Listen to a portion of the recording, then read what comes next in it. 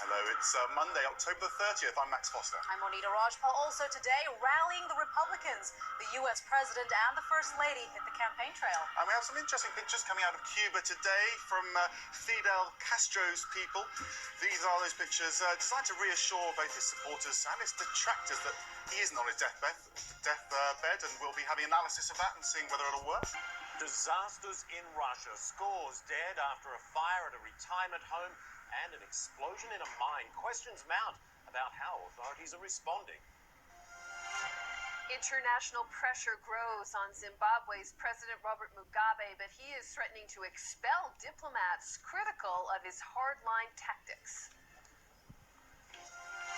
And to veil or not to veil, that is the question. Should Britain's Muslim student population be allowed to follow their religious customs in the classroom?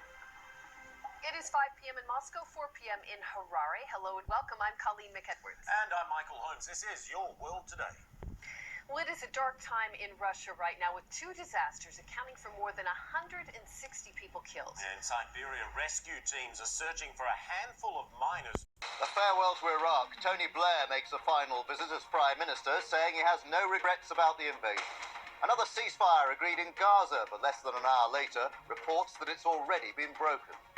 After 45 years on the throne, one of the world's longest reigning monarchs is laid to rest. I'm David Garrido. In 15 minutes' time, I'll have all the international sports news in Sport Today, including from the iconic towers to the new arch. Revamped Wembley Stadium gets ready to host its first FA Cup final. Another twist. The man accused by Britain with the murder of a former Russian spy speaks out, alleging British involvement in the poisoning death of Alexander Litvinenko. Another turn. The UN Security Council backs an international tribunal to prosecute suspects in the 2005 killing of a former Lebanese prime minister. Another piece to the puzzle. We are learning more about the chain of events that led to a man being placed in quarantine in the US for tuberculosis. This is Business International on CNN. Hello, I'm Owen Thomas in London. Hi there and welcome to World Sport from London. I'm Don Riddell. We're going to start with the stunning news that Martina Hingis has tested positive for cocaine and retired from professional tennis for the second time. The former world number one, who won 5 Grand Slam singles titles, revealed the news of the positive test, which was made at Wimbledon in June. An angry and emotional Hingis says she is entirely innocent and says she'd rather quit the sport than spend years embroiled in legal battles. Help from on high to flood victims in South Asia, but millions are still cut off and desperate for assistance. Foot and mouth fear. New questions arise as the UK investigation intensifies. And a year away from the lighting of the Olympic flame in Beijing, is China ready to host the Games? It's 7 p.m. here in Beijing. I'm Andrew Stevens. And I'm Anjali Rao in Hong Kong. This is World News Asia. Well, we'll get back to Andrew in Beijing shortly, but first, an unprecedented challenge. That's what UN workers call this year's South Asian monsoon season. A triple bombing in Iraq, but this time a diplomatic convoy under attack. Poland's ambassador is the target.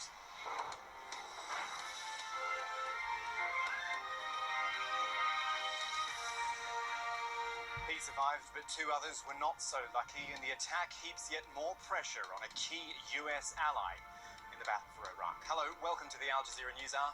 I'm Kamal Santamaria here in Doha.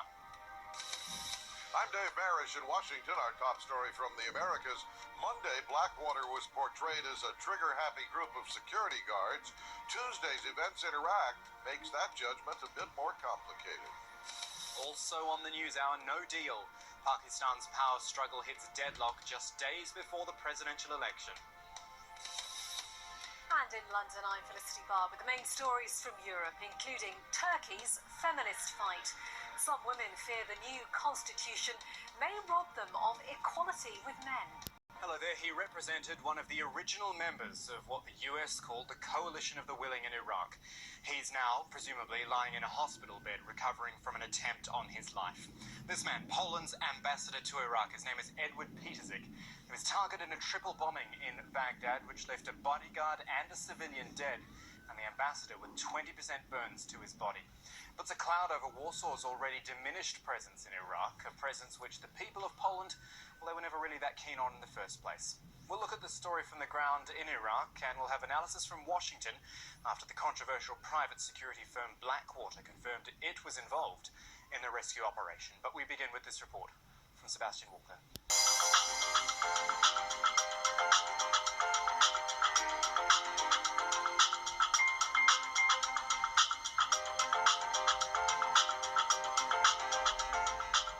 Welcome back. Investors on Wall Street took another big hit as stocks tumbled to their lowest level in nearly 2 months. The factors: huge quarterly losses from General Motors and the widening of a probe into mortgage selling.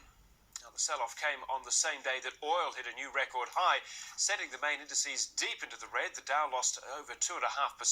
The Nasdaq dropped 2.75%, and the S&P 500 fell almost 3% into the red. Welcome to the News Hour live from Doha. I'm Sami Zaidan from Al Jazeera News Centres in Doha and London. These are the main stories. Going for World Cup glory, Egypt tightens security as an old football rivalry reaches fever pitch in Cairo. Suicide bomber strikes a deadly blow in Pakistan, what's becoming a daily event in Peshawar. Stepping towards a new relationship with Asia on everything from climate to economic crisis, the US president signals a new policy of partnership. Also this news hour, I'm Hamish MacDonald in London with the top stories from Europe, including rape and torture. British soldiers are in the firing line over allegations of abuse in Iraq. Plus, a death in Venice. But why it's the city itself they're mourning. We begin this news hour with a story that's unfolding on television sets right around the world. The qualifying matches for the World Cup. Football, some may say, it's only a game. Well, what a game it is. Today, an estimated 240 million people play it. Billions watch it. It is a source of pride and passion, and sometimes a rivalry that dips into violence. Well, that is certainly the case with Algeria versus Egypt.